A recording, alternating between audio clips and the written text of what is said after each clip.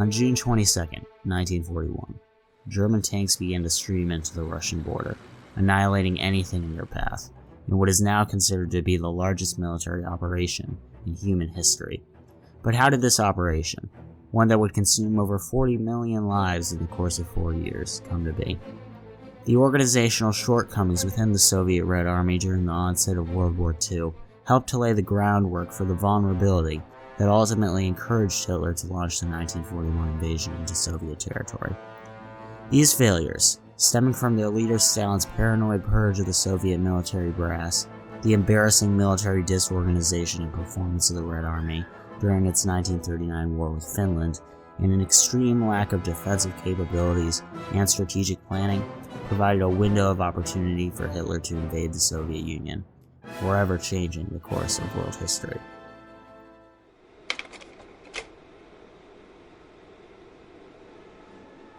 In 1917, Tsar Nicholas II of the Romanov dynasty ruled the Russian Empire. However, civil unrest in the country over widespread economic inequality sparked a nationwide revolution led by Vladimir Lenin that would succeed in removing the Tsar, simultaneously putting Lenin and his Communist Party into power. After Lenin's death in the mid-1920s, a power struggle occurred between Lenin's successors, Leonid Trotsky and Joseph Stalin.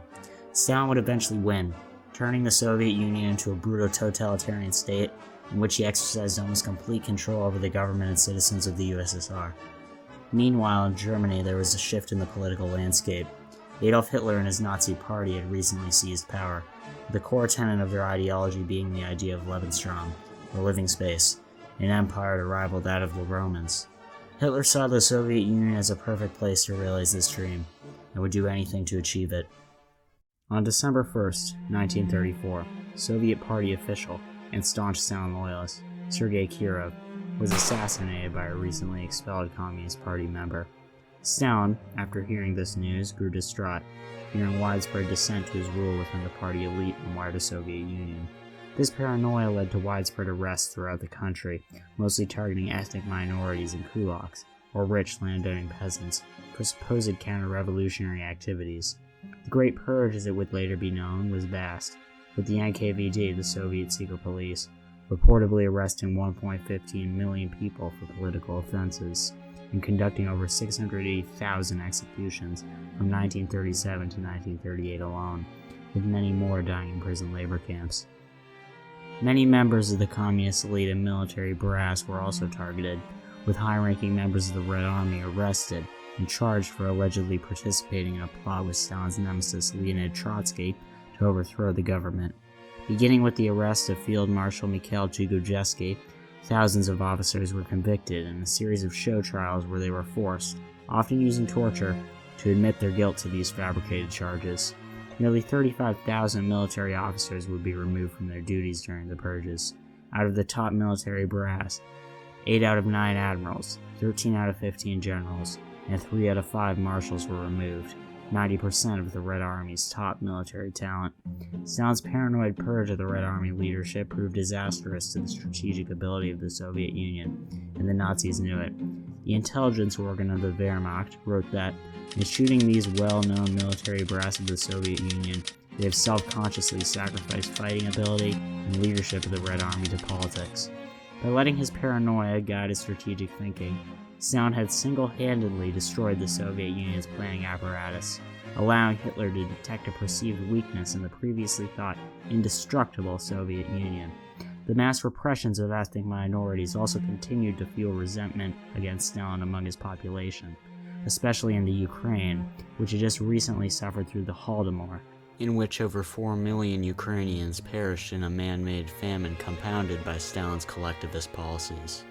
All of this repression fueled nationalist sentiment in many of the Soviet border provinces, and when Hitler finally did invade in 1941, few were willing to take up arms for a country that had oppressed them. Stalin's purge had hurt the Red Army's reputation on the world stage, but nothing would prepare him for the disaster that was about to unfold. The Soviet Union had long viewed Finland as a possible gateway for a German invasion due to its proximity to Leningrad. Fearing the possibility of a German attack through Finnish territory, Stalin demanded the Finns cede a good chunk of their territory near the city. In a letter from British Ambassador Sir W. Seeds, It is said that the Kremlin thought that Finland would not dare to reject demands made on her due to their small size and population. However, seeing this demand as a threat to its sovereignty, Finnish politicians rejected Soviet demands, leading to the Soviet Union declaring war on Finland on November 30th, 1939. Astonishingly, the war would initially prove difficult for the Red Army, even though they outnumbered the Finns 10-1. The extremely cold and snowy environment made it hard for supplies to reach Soviet troops, and many would end up starving or freezing. The Finns, on the other hand, were fine-tuned to the cold. They used camouflage and skiing infantry to engage in successful guerrilla campaigns against the invading Red Army. The Finns also, for the first time, used Molotov cocktails to a large scale. Named after Soviet Premier Vyacheslav Molotov, they acted as makeshift bombs, highly effective against Soviet tanks. Despite these efforts by Finnish soldiers, the Red Army eventually broke through Finnish lines and forced a peace deal that took 11% of all Finnish territory, but not without suffering over 300,000 casualties. This, compared to the Finns' 65,000 losses, was observed as a massive military failure on the world stage. A source close to Hitler noted that the Führer estimates that the operation will take 4 months. I reckon on fewer. Bolshevism will collapse like a house of cards. Hitler himself in a speech claimed that the USSR was without leadership. With a growing need for oil plus a desire to expand his empire, for Hitler, the Soviet Union was beginning to look more and more ripe for invasion. Meanwhile, on the German border, the Red Army was in a rough state. The inefficient state-run Soviet military-industrial complex was years behind Hitler in terms of technological progress, and the Soviet Union's fast expansion westward in lieu of the Molotov-Ribbentrop Pact had left their front lines unfortified and poorly defended. Red Army commanders took for granted a tactical superiority they did not have, developing a perceived defensive bias that left them vulnerable to German attack. Interestingly, one of the most vocal opponents of this strategy happened to be the young marshal Stalin had executed during the Purge, Mikhail Tukhachevsky, a stark reminder of the effects the Purge had on the Soviet planning apparatus. Stalin, for his part, was not much help. In lieu of reports of German troop buildup in the east, and despite repeated warnings from his generals, Stalin refused to allow pre-mobilization of the front lines, fearing that it would only serve to incite Hitler into an attack. Stalin's complete failure to anticipate Hitler's war aims and his inability to correct the systematic problems within the Red Army all helped contribute to the already weakened image of the Soviet Union and its military capabilities, with Nazi propagandist Joseph Goebbels claiming in his diary that Hitler believed Stalin to be likely diseased in the brain. On the 22nd of June, 1941, Operation Barbarossa, named after the Holy Roman Emperor Frederick Barbarossa, commenced. It consisted of 148 divisions, 80% of the German army, along with 3,400 tanks and 2,700 planes, all along an 1,800-mile-long front. By July, Hitler, supported in part by Finnish forces angry at Russia for the unjust invasion, now commonly known as the Winter War, was at Leningrad's doorstep. With most of Western Russia captured and Stalin seemingly on his last legs, Soviet surrender seemed inevitable. But then something changed. Russian forces were able to turn back the tide of German troops, most famously at Stalingrad, where some of the most brutal fighting of the war took place. By 1945, they were in Berlin, not without suffering over 20 million deaths, mostly civilians, at the hands of Adolf Hitler's barbarism and Joseph Stalin's disastrous leadership.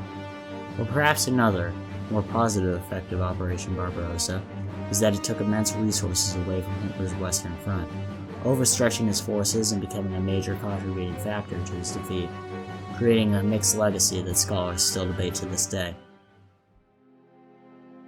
On February 26, 1956, Soviet Premier and successor to Stalin as the leader of the USSR, Nikita Khrushchev, gave a speech about Stalin's leadership leading up to Operation Barbarossa. He said that Stalin acted not through persuasion, explanation, and patient cooperation with people, but by imposing his concepts and demanding absolute submission to his opinion. This could not be closer to the truth. Stalin's relentless purges of military command, the Red Army's dismal performance during the war with Finland, and an extreme lack of competent strategic planning leading up to Hitler's invasion marked a turning point in how the world saw the Soviet Union. No longer was it a looming behemoth that the world feared, but a weak and poorly organized house of cards that could be easily defeated. This impression led directly to Hitler's decision to launch one of the most consequential and largest military campaigns in human history, one that would forever change the history of Eastern Europe and the world.